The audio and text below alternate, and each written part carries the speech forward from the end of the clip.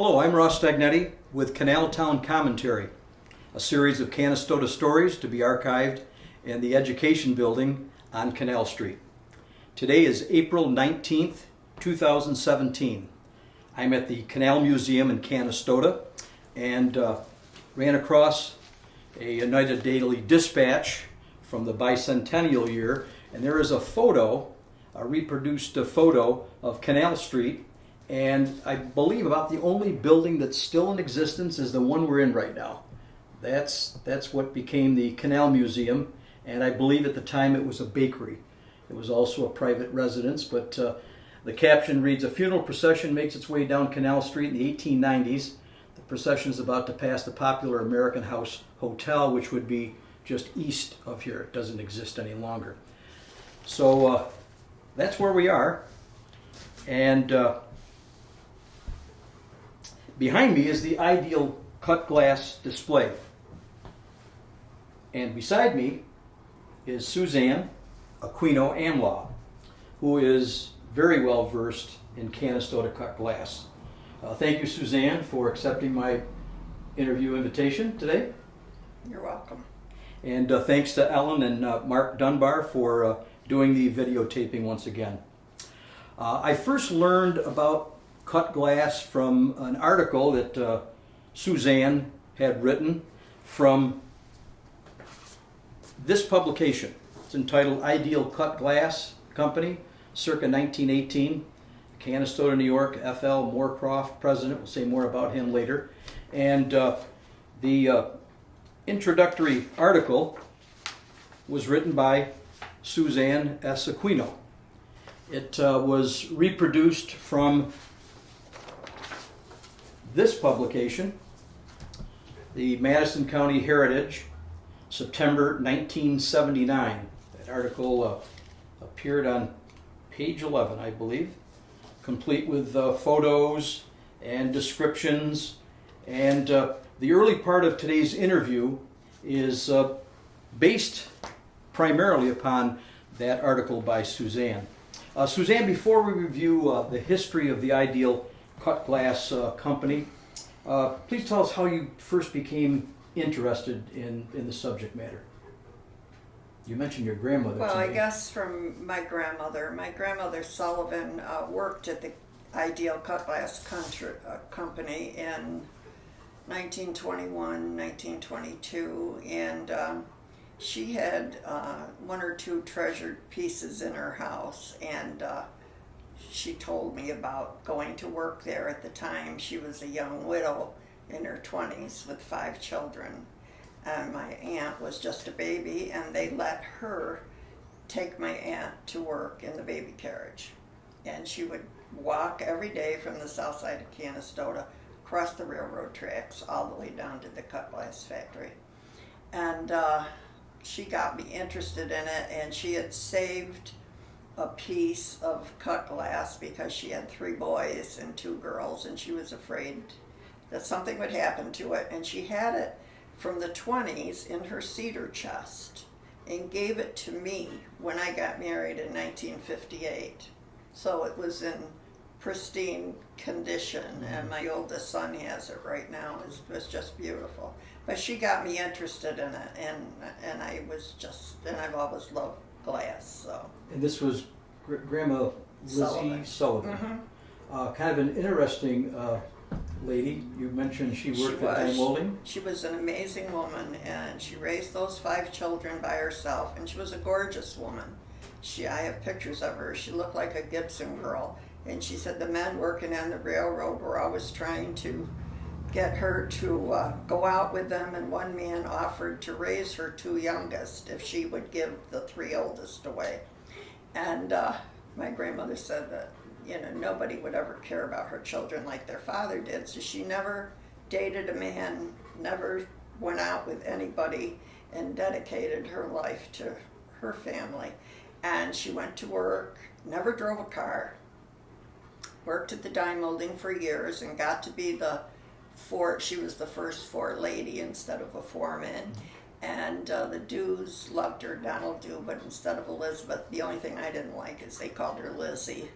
And everybody there knew her and loved her, and then when she was approaching her 70th birthday, Don called her in and said, you know, Lizzie, you're going to have to retire. Well, that just broke her heart because she would have worked forever. She lived to be 87, but so she had always rented a house, and my dad lived with her for years, and she decided at 70 when she retired that she was bored and decided to build a house, and she built a house on Pleasant Street, 120 Pleasant Street, and she was just an amazing lady.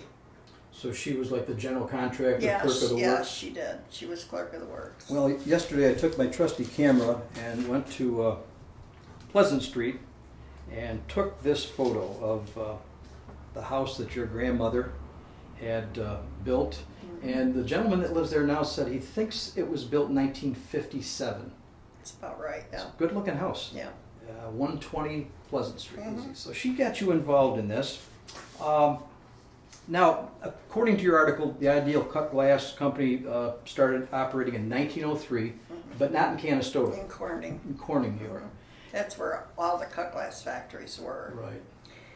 But this William Hitchcock that worked with them, he had connections in Canastota and Syracuse, and that's how the company opened a plant here and called it the Ideal Cut Glass. And someone mentioned that there was a jewelry store that he once ran in That's Canastota. right, on and Center Street. Right.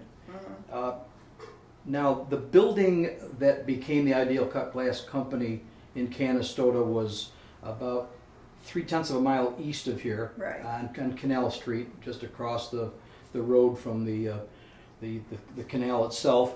And you had mentioned to me that the location of the Ideal Cut Glass Company was approximately where Tina Bennett has a law office.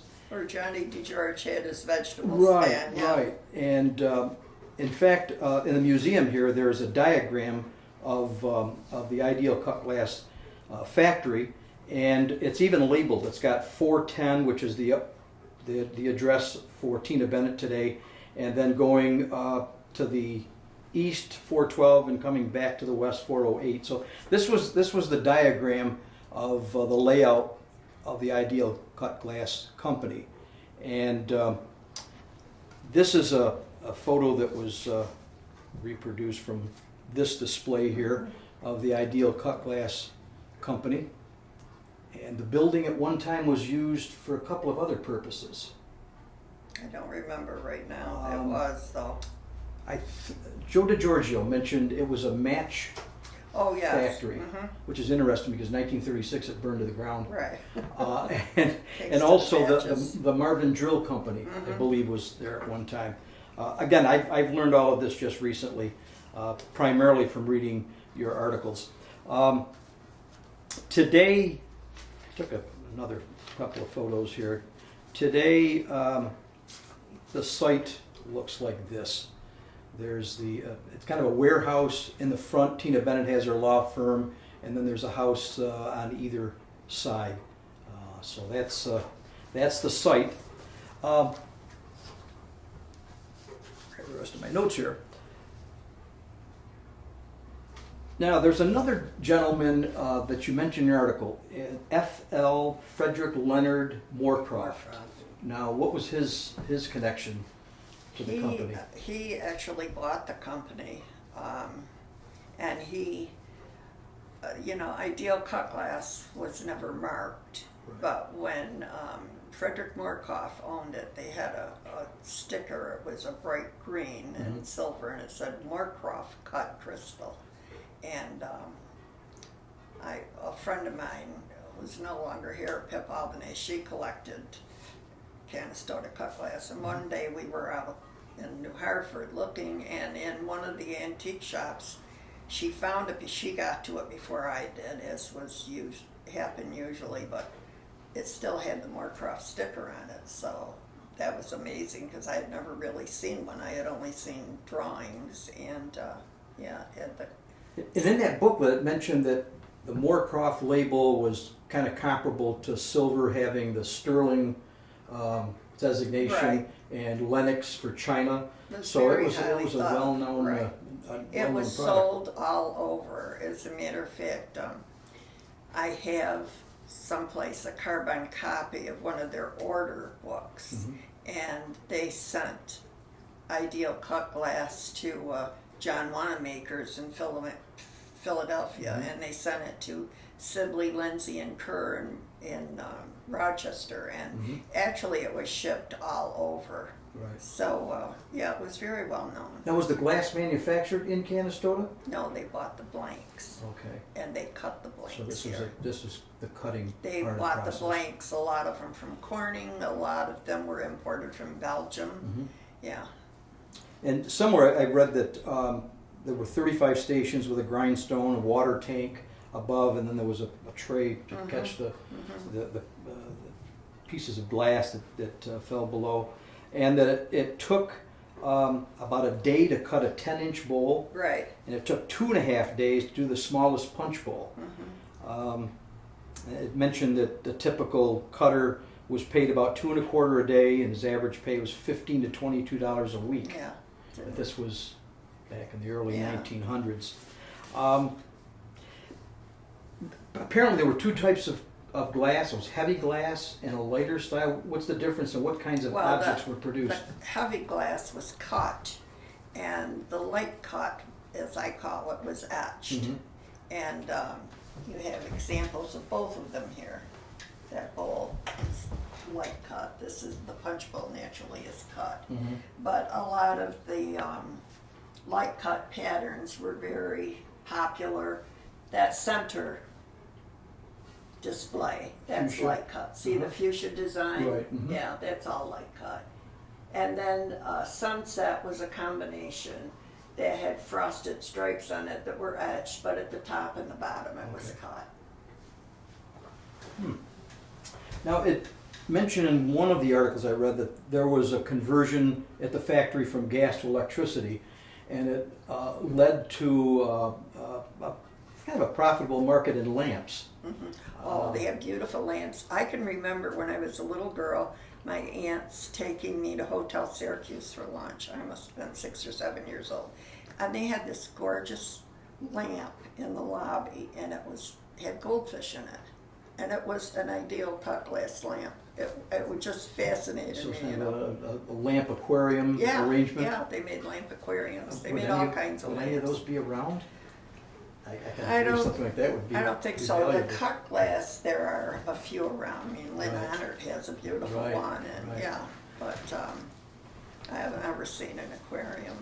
In this publication, which starts with your article, I've got to find the right page. Page 2. It mentions the diamond poinsettia pattern. That was the most famous and That most was expensive? the most famous and expensive. It was when it was patented in 1913. It was called Starflower, but you know, as you can see when you look at it, it's a poinsettia, and it quickly got the name diamond poinsettia. That was the most expensive, and the second was the Biltmore pattern. And most people, when they think of Canastota cut glass, they think of diamond poinsettia. Right. You know, yeah, it's beautiful. You mentioned Sibley's in Rochester, and this was an ad that appeared in the newspaper, and it literally spread the name of Canastota cut glass from coast to coast. I'm looking at Gimbel's in New York City, Oh, yeah. Marshall Field in Chicago, Jordan Marsh in Boston.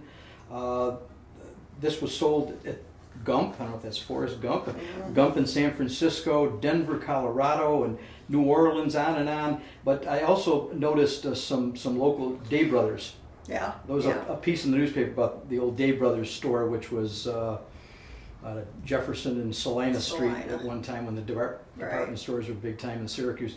But also, our videographer today may be familiar with this name. There was a department store in Watertown, Emsal's.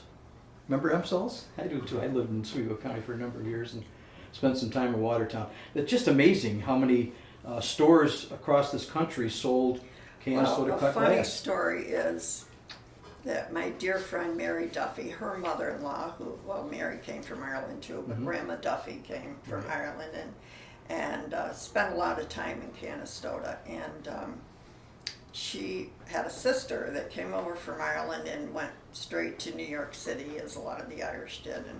And so when the sister died, she left Grandma this beautiful vase. And so Grandma would tell me about this vase, how gorgeous it was and everything. And, I just never thought anything of it. Well, when she ended up moving to Canastota to live with Tom and Mary, she brought the vase. And wasn't it Canastota cut glass? It was ideal cut glass. Yeah, sure. So she gave it to her granddaughter Patty, who lives in California, and Pat has that now, yeah.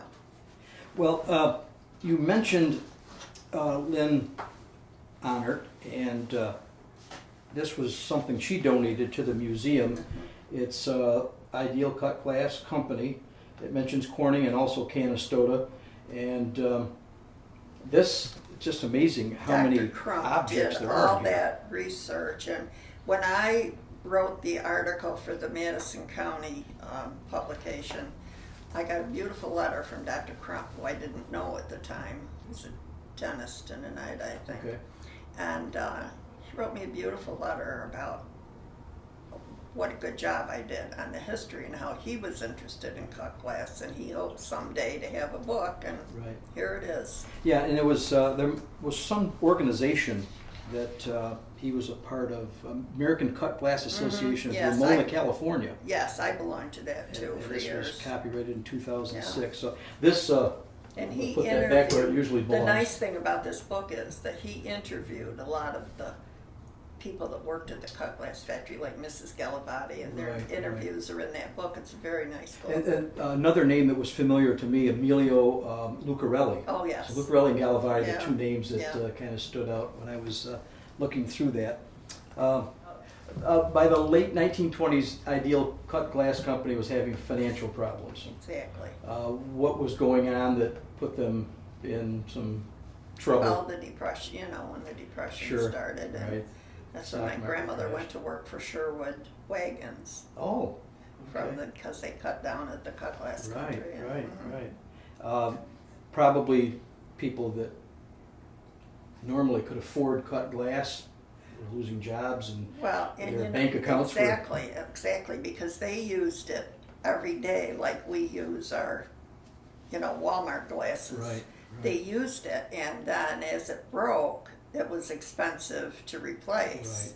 Right. It was getting more expensive every day, and they just couldn't do that. So. And it was also mentioned that they suffer from cheaper imports. Apparently, in Europe, glass cutters are getting paid less, Right. so they could produce their product for a cheaper price, and all of that finally led to bankruptcy. March 14th, 1933, Mr. Moorcroft filed for bankruptcy, and his attorney was John Robertson. Right. Now, I remember two John Robertsons, one that was a little bit older than myself, and then there was the His attorney, father. the town of Lennox And his supervisor. grandfather.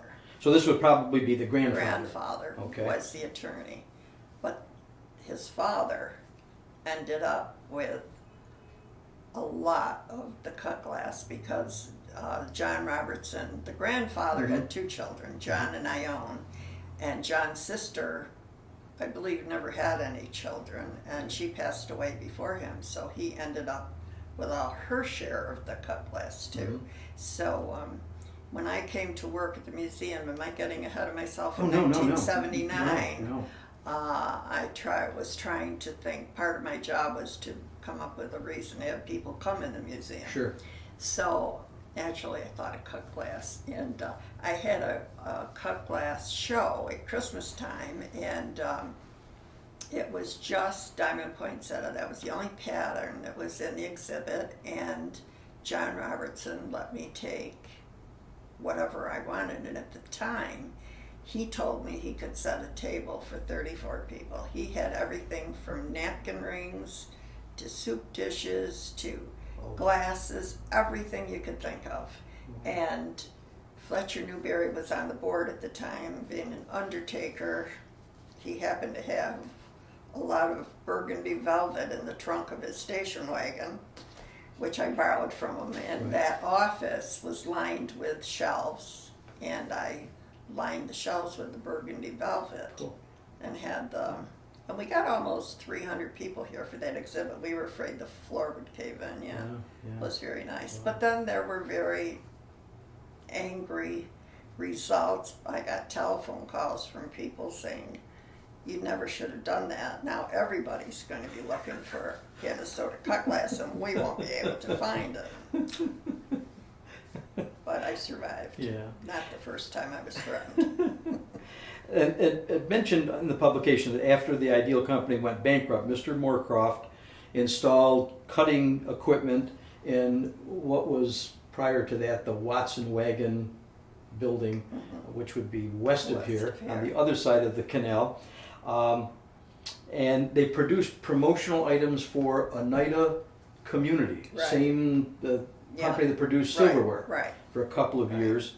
And That didn't last long. right, and the Watson Wagon building eventually became Oneida Products, Henny Motors. My grandfather worked there, My dad did manufacturing too. buses. Yeah, my And mother. I even worked in that building Did you? when they were producing TV cabinets. Oh, It was Jefferson Right. Travis. yeah. And then I think the next company that moved in produced, There was was it motorhomes. Titan Motorhomes maybe? Titan Motorhomes, because Right. my friend named Right. Tracy worked there. Yeah. And now it's just a skeleton of steel. it's really that stands sad, yeah. along there. And as I mentioned earlier, the Ideal building that was east of here burned to the ground in 1936. Gee, Ross, you know so much about this. I should be asking Thanks to you. The inspiration was your article that appeared in the brochure, which, by the way, is on sale here at the Oh, museum. yes, it's for sale. Just wrapping up the whole cut glass thing, Canastota cut glass has a British connection Yes. with royalty. Right. What are the details? Well, when the current queen's mother and father were married, Queen Mom and King George, what was his name? George. A punch bowl and 75 cups in the diamond poinsettia pattern were shipped to England for a wedding gift. And one of the men that worked at the factory, Gerald Relier, who used to live next door to the library, he got a certificate from Lloyd's of London because he packed it so well, and everything got to England in perfect condition. And I always wanted to write to the Queen and ask her. It's probably in a box in the basement at Windsor Castle or something, and it could be right here, but never got that far. And I also read that the Prince of Wales gave his brother a wedding gift, which was I don't know if it was a punch bowl, but it was Canastota cut glass, and it was the Prince Edward that later became King Edward VIII, who abdicated because of his marriage to Right. Mrs. Wallace Simpson. Simpson. So there's a royalty connection Yes. with Canastota. Tell us about the John and Mary Ann Jepson story regarding cut glass in Canastota. It mentions down here that this was donated by Mr. and punch Mrs. bowl was. Jepson from Worcester, Mass. I used to subscribe to an antique trader newspaper, and in one edition, one publication, I saw a picture of this punch bowl, and it was on display in Corning at the museum, but it mentioned that it was owned by this Mr. John Jepson from Worcester, Massachusetts. So I was working here at the time, and I wrote him a letter and told him about our museum and that I had seen this in the paper, that it was on loan to the Corning Museum, and if he would possibly loan it to our museum. But I never got an answer, so I just figured that was the end of him. And then a couple of years later, when I was no longer working here, but I was on the board, and I had given a talk on ideal cut glass, I remember, on a Thursday night to the Canastota Lionettes, so I brought all my cut glass here, and on Saturday morning I came in, the museum usually isn't open, or Friday I came in to pack up and take my cut glass home, and this couple stopped and asked if they could come in. So they were very interested in all the exhibits and eventually got to talking about cut glass. And we had a nice talk and they signed the guest book and they left. And the next night I got a telephone call at home from this gentleman. He said I sort of fibbed. We didn't sign the guest book with our real names, but I'm John Jepson. I own the Punch Bowl. And he said we sort of wanted to see what your museum was like and what you were like. And he said, we decided that we could trust you with our punch bowl, that you would take good care of it. So he had driven to Corning and the punch bowl was in the car and brought it in. And then at the time he had a certificate that he had an appraiser in Corning look at it, and it was worth, he thought for insurance reasons, $5,000. So it was first on loan, and then he decided to give it to us, and he sent us a letter and said that we could have it. So that's how we got that. His grandfather was the president of the Norton Grinding Company, and we used their wheels. And so he had, the company owner had this punch bowl custom cut for his grandfather, for Mr. Jepson's grandfather. What's the pattern? It's a combination of several patterns. It was custom cut, but it is gorgeous, Very isn't impressive. it? So that's how we got the punch bowl. So he deemed you legitimate, honest face. Thought I was the real thing, yeah. Very good. Cut glass is not your only connection to Canal Town and to this museum. You told me that from 1979 to 1994, you were involved as an officer, a volunteer? 1979, I worked here. I Okay. was hired, the museum got a grant. Okay. And so I worked here as a curator and an administrative assistant for a year. And then at the time, Clarence Conley, who had been on the board for years, resigned and requested that I take his place on the board. So from 1980 to 1995, I was on the board. Okay, so 15 years. Yeah. 15 years on the Erie Canal.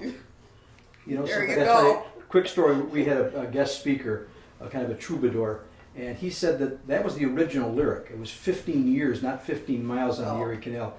And I told my 4-year-old granddaughter, who knows the lyrics to that song, she's been saying 15 miles.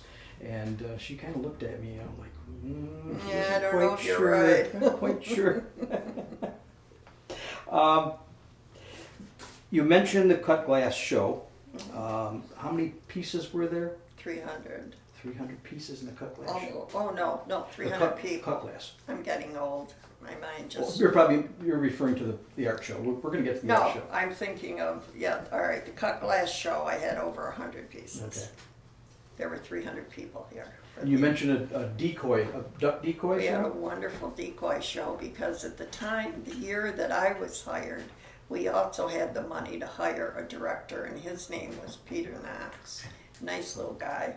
And he had an uncle, George Thompson, that lived on Casnoville Lake and was a decoy carver and collector. And so Mr. Thompson lent me all the decoys I wanted. And I had, an exhibit like in every room, much to the dismay of some of the board members, because when you have an exhibit, we had to take down the historical exhibits. But I went down the canal and picked swamp weeds and had a water wheel going in the front room, and it was very successful. We had a beautiful show. Now the art shows, from what I gather, and I've got some of the brochures here from 1986 to 1995. It just from the type of brochure, it appeared as though it started out quite modestly, but then by the end it looked like there were hundreds of art objects. Well, Daryl Hudo was on the board at the time, the artist. We were so fortunate to have him as a board member because his creative juices are always running, and he kept saying, well, we should have an art show here. Well, without thinking, he was a professor at Syracuse University, and so was his wife. So he started this and said we could do it. In fact, his wife was the curator of the first show, and he got his friends in the art world to donate their services and be the juror for the show. Mm-hmm. So, and all his friends at Syracuse University, we had a lot of the art department, and the teachers and professors entered the art show. Right. So I think for the first year we had about 25 paintings. Mm-hmm. And then by the last year, which I did it for like 9 years, we had 300. And we had Clement Greenberg, who was the world's foremost art critic, as the juror 3 years in a row. As a matter of fact, my son Jim worked at the Metropolitan Museum of Art. He was the assistant to 20th Century Art director William Lieberman. When he told Mr. Lieberman that Clement Greenberg was coming to Canastota, he blew a fit. He said, I can't get him to come across the street, because Clem lived at Sunken Park West. He said, I try to get him over here and I can't. What the hell's Canastota got? So He should have said, my mother's quite persuasive. yeah. Well, I got to know and love Clem. He was a wonderful man. This looks like a reprint from Journal, no, Dispatch. I think. It says, critic impressed by work of area artists, and that's Clement That's Greenberg. Clem, yeah. That's a gentleman that passed on the Metropolitan Museum of Art, but came to Canastota. Yeah. Clement Greenberg. Yeah. I got so much more here, Suzanne. We just hit the surface. So the art show got so large that we just couldn't fit it here, Right. because to keep some people happy, we had to keep some of the historical exhibits up. And so I started hanging half of it at the library, because it's a nice walk from the museum to the library. We always had it in the good weather, Sure. and people really enjoyed it. And we used a lot of space at the library, because the hall going up the stairs, the Lawson Room wasn't built then, but we had the library filled with paintings too. You mentioned Darrell Hutto, who was also quite instrumental in setting up a lot of displays for the Boxing Hall of Fame. Now his wife, Susan Roth, right? She's also an accomplished artist. Oh, yes. Her name was mentioned in some of the articles. Mm-hmm. Yeah. Tell us about Dr. Eric Lawson and Doris Lawson. I remember Doris as an English teacher, junior high English teacher. They were fantastic. They lived in what had been Nathan. the Nathan Roberts home. Roberts home. And Doris was on the board here for years, and Eric was on the library board. So between the library and the museum, I got to know them quite well, and Doris was they both just took me in. They were so wonderful to me and so helpful. Anything you wanted to do with either the library or the museum, they were right behind you. And she wrote a biography on Nathan Roberts. She's the one that made me write that article on I have to get forced into things because I don't have much confidence in myself, like this interview. And so I believe she has an article in that same Madison County publication. It is in there, yes. Yeah, so. Yeah. Now, Canal Town Corporation was more than this museum and art shows. It was. Now, I was up north at the time, but it appeared as though there was a lot of housing and historic restoration was Well, going we on. were trying to figure out how we could keep this museum open because we just didn't at the time seem to be able to get volunteers and to keep it open, and nor could we afford to keep it open during the winter. You have to heat it and everything. So John Patney was also on the board here, and he was at the same time supervisor, I believe, for the town of Lenox, and talked to people in Lapsville, and he was always thinking, not that he got to carry through on all his thoughts. He always carried folded a stick around, which he still does, but anyway, he talked to somebody who told him about, well, maybe you could get such and such a housing grant and everything. So we did. We had like 48 hours to file that grant, never expecting to get it. And the most you could get was $45,000 at the time per year. But lo and behold, we got it. And at the time, they said you'd be eligible for up to 3 years. If you reapply, you could only get it for 3 years. So the first thing we had to do was hire a housing director, which we were very fortunate and got Chuck Rock. And at the same time, I was president of Canal Town, and so we started buying up these buildings and doing them over, and I picked out cupboards and floors and everything else. And I was a kid. I remember walking on Canal Street, and it was pretty ramshackle. Yeah. There had been some fires, and I remember there was a big open pit Yeah. on either side of this building, Yeah. somewhere along the way. So Where we built the Armstrong apartments Right, next right, door, right, because right. my uncle, Ralph Belducci, Marjorie Armstrong was one of his clients, and she didn't have any children, so she left money in her will for a charity, and so I convinced him that Canal Town was a good charity. And so anyway, that's why those apartments are named after Marjorie Armstrong. Right. So we got the money from her estate to work on that, and Chuck had it planned so that eventually the income from all these rental apartments would sustain the museum, and we would be able to stay open. But then, and instead of getting it for 3 years, I believed we got it for maybe 9 years. We hired a director after Chuck left, and we got up to close to $1 million in grants and did a lot of work with all these buildings on Canal Street and South Canal Street as well. We had 3 properties over there, 2 new ones and 1 house that we restored. my great-grandfather Vecchio had the house next to Vecchio's store, which is Right. now the optician's place. Right. No relation, I apparently. know it, right. But I remember as a kid going into that house. It was very dark, and I should admit this, but my cousin and I would take some of his old 78 RPM records and go outside and use them as frisbees. Oh, It was like a facade across the top.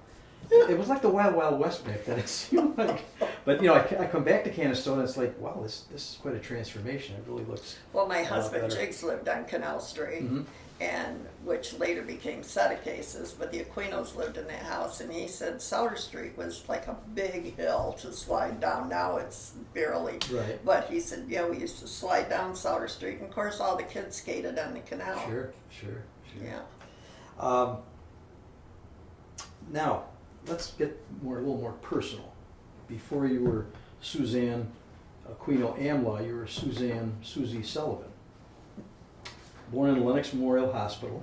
For those that don't know, that was on the corner of Center and Main Street. It's now the site of a dental office. April 20th, 1936.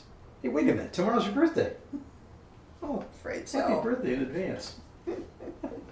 You're the daughter of Bob and Dorothy Sullivan. Any siblings? I have one brother, Bob. Okay. And you told me earlier that your residence was on South Main Street. I think I have a photo somewhere here. Until I was about 6 years old. Okay. That's the house as it appears today at 511 South Main Street. And have any memories from living in that house? A lot of them. I remember what the street looked on the other, across the street, which is now just all Queensboro junk. There were 3 beautiful homes there, and the house that Rocky DeVeronica lives in now was across the street where the dye molding is, and we had next door neighbors. They moved it? Yes, they moved the house across the street, and I remember when they did that. But I was much older. Then our next door neighbors were Ruth and Albert Burns, and I was quarantined when I had scarlet fever, and it was in August. It was so hot, and that Mr. Burns had a car, which my parents didn't have, and my mother was, of course, quarantined with me, and my father stayed with his mother and my brother. So Mr. Burns would knock on the window and ask, say, Susie, what kind of ice cream would you like, honey? And he'd drive downtown and buy a pint of ice cream and hand it to my mother through the window so that I could have ice cream because it was so darn hot there. He was a doll. Yeah. You started school in Canastota. Southside School. Was there first kindergarten grade. then? No kindergarten at Southside. And it's the old Southside School. Rose Albanese was my teacher. Okay. Corner of Rasback and Prospect. Where Mike Peretta built it, or Right, not, he didn't build that house, but where he lived later. Dr. Nicotri lived there. Yeah. Now, I think I was in the first group that went to the new Southside School, and we probably had some teachers that had certainly been in the old. What were some of the names of other faculty members back My then? first grade teacher was Rose Albanese, Vinny's sister. Mm-hmm. My second grade teacher was Ruth Robotham, who became Ruth Robotham Burdo. Okay. My third grade teacher was Miss Frances Anderson, who lived on High Street across from the school. And the fourth grade teacher I never got to have was a Mrs. Jessie Anderson. Okay. And when we would have recess in the backyard of the school, she could whistle, and I don't know how she did it. It was a trill, but she put her fingers in her mouth because we didn't have a bell, and when recess was over, she'd stand there and blow. And that was it, yeah. Where'd you go to fourth grade?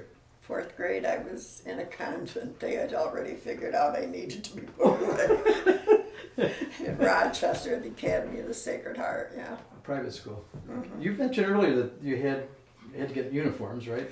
Had to have uniforms, and so when I came back to Canastota in fifth grade, most of my wardrobe consisted of those uniforms, and so I'd switch my blue blouse with my white one and my blue jumper and a blue suit, and and it was the first year that I had to go to the north side. Right. You know, I went to Spencer Street School for fifth grade, and kids were cruel because I wore variations of that uniform, and they'd call me stuck up. And I had Marjorie Goff for my fifth grade teacher, and she figured out that I already knew everything that was in her curriculum. I had learned it in fourth grade in Rochester from the nuns. So she asked my mother if she could put me in sixth grade, and my mother said no. So I got to be her assistant, which of course made me the target of every, we didn't call them bullies then, but Right. nobody liked me, let's say that because I was teacher's pet. Now, so middle school and junior high would be Spencer Street and Chapel Street. Then I went to Chapel Street. Were you there when the fire broke out? I was. It was a Thursday.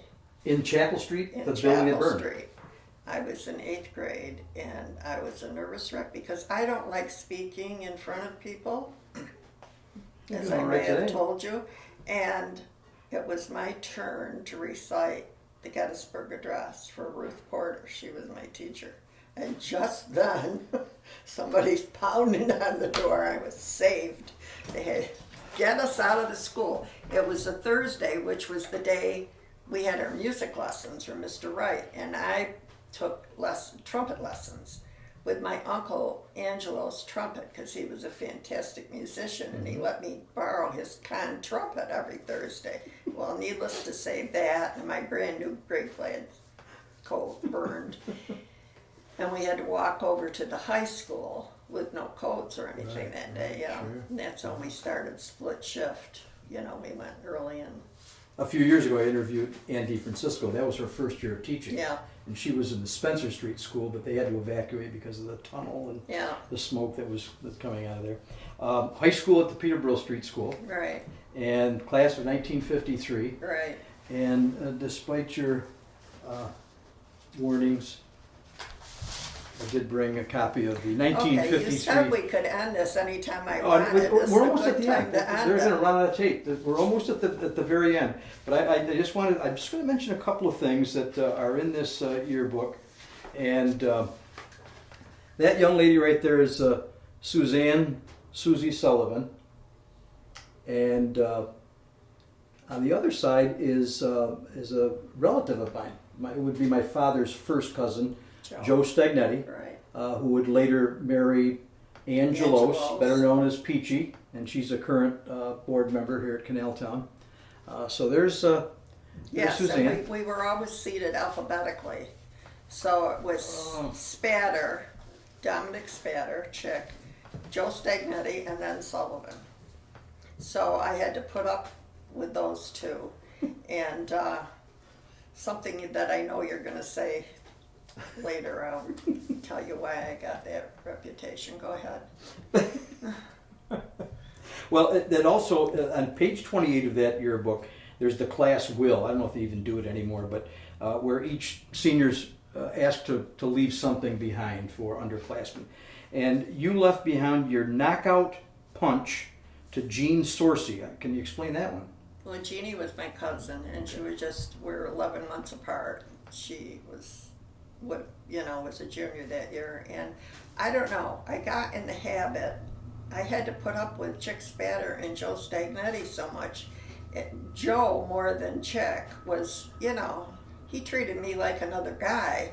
And so a couple of times I hauled off and punched him to get him away from me, and he didn't like it, and then he would punch me back. But my punch was better than his, and so everybody would go like this when they saw me. So I left my knockout punch. But it was part of your DNA. Exactly. Because your mother's maiden name was DeCapua. Right. And her would be her brother. Her brother. Your uncle was a professional boxer. And thanks to, if I can find it here, thanks to Jeff Brophy over at the Boxing Hall of Fame. I've got so much stuff here, Suzanne. I know it's here. It is. He provided me with some info on Jimmy DeCapua. It says the most popular boxer at the time, this would be the 1920s and 30s, was a fighter named Jimmy DeCapua who fought at different weight classes. The former state of Michigan welterweight champion once fought Mike McTeague in the late 20s. DeCapua beat the former champion in a 10-round non-title fight. And he had 67 bouts, 496 rounds. He won 31, 9 by KO. And it says his residence was Flint, Michigan. Well, he went to Michigan. He was in the Navy, and he was sent there. But he naturally resided in Canastota first, and then ended up as a policeman in Bath, Maine, and that's where he lived for the rest of his life for years. And it has a complete record here of his boxing career. He fought in Panama, he fought in New York City, but the one thing that jumped out at me was he had one fight in 1925 at the CAC Club in Sherrill, which was part of a Night Limited. Oh my gosh. Yeah, and he won a decision. He won on points. So that was Uncle Jimmy DeCapua, and his niece who had a always knockout called punch. me Cream Puff. Oh, really? That was his nickname for me. Now, your grandfather DeCapua came from Italy, and you had a great-grandfather Cunningham who came from... No. My grandfather DeCapua came from Italy. My great-grandfather on the other side, Cunningham's, came from Sunderland, England. Right. And my grandfather Sullivan's family came from County Cork, Ireland. Okay, so Irish, English, and Italian. Mm-hmm. Okay. Yeah, sounds like a good combination. In the yearbook, it mentioned that you were active in chorus, band, and drama. You were in 4 plays. Mm-hmm. Do you remember what roles you played? No. Not really. I can't remember. I used to know the names of them, but plus I was in the musicals. Right. We did the Pirates of Penzance and HMS Pinafore and Mouse. all that. Yeah. Also the library club and the art club. So that kind of explains why your career kind of went in some different directions. And you're also a member of something I remember from high school. I think it's long gone now. KE Society. Right. Could you explain what that was? Well, it was just a sorority, and no, they don't have it any longer. It made you feel special if you were asked to be in it, and it was just a lot of fun. They used to rent a place down Sylvan Beach, on the beach. I remember My those mother days. never let me go.